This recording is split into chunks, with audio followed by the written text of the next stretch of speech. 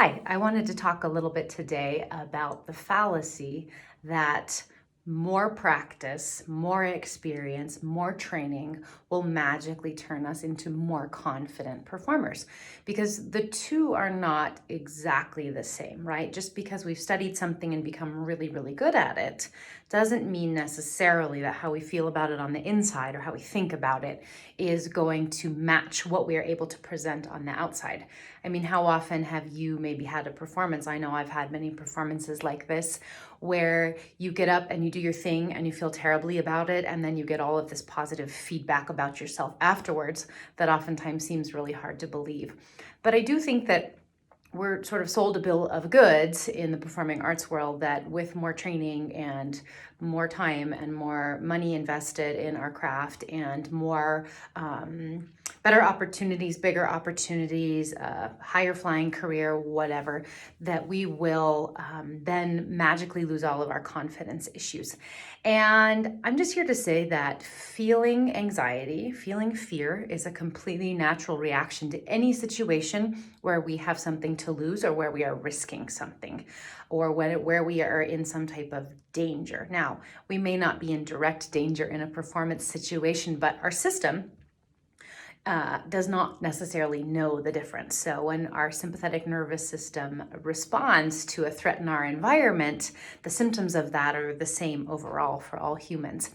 I just wanted to point out that, it's kind of silly that we would expect ourselves to be able to perform beautifully without having learned any of the tools of how to do so. Because practicing in my studio here, for example, is a completely different experience than getting up and singing in front of a crowd of people who may or may not be paying me or deciding whether they're going to pay me or judging me against a bunch of other people. So all I want to say is that it is possible to learn these tools. It is possible to learn skills and learn how to be a more fearless and more authentic and calmer performer.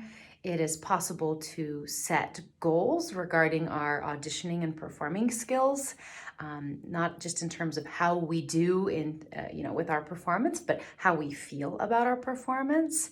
And that with a little bit of time and energy spent learning these tools, we can greatly transform the way we feel about ourselves in our art, which then can be hugely transformational in our careers, in our lives as performers. Because as we all know, being able to be a successful performer means that we have to be able to put ourselves out there time and time again.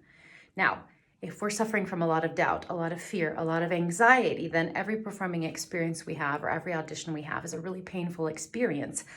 Why would we want to go put ourselves through more pain? However, at the same time, we need to, because we're aware that the more we perform, the more we audition, the more we put ourselves out there, the greater our chances are of getting hired, of being seen, of being noticed.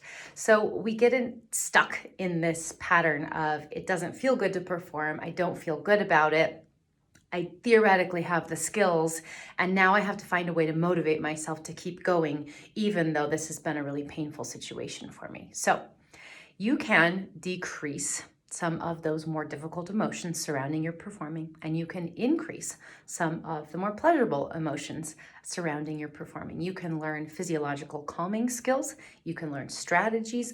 All of this is possible. And you can also do this with me. I have a course coming up, if you're a singer, with my good friend Christine Estes, who is a really awesome speech language pathologist, a voice specialist, and voice coach. My name's Ingela, and I'm a psychotherapist, an anxiety coach, and I'm also a singer. So I'd like to think that between Christine and I, who's also a singer, that we have a lot of skills to be able to teach people about how to manage the physiological manifestations of stress and anxiety in a performance situation. And that this is just a matter of skills building. So I hope you'll check out the link in my bio. It talks more about our course, and the registration for that course closes tonight. And if you're any other type of performer, you're also free to reach out to me at any point via my website or here on Instagram to talk more about what it might look like to be able to learn some of these skills so that you can transform your relationship with your performing.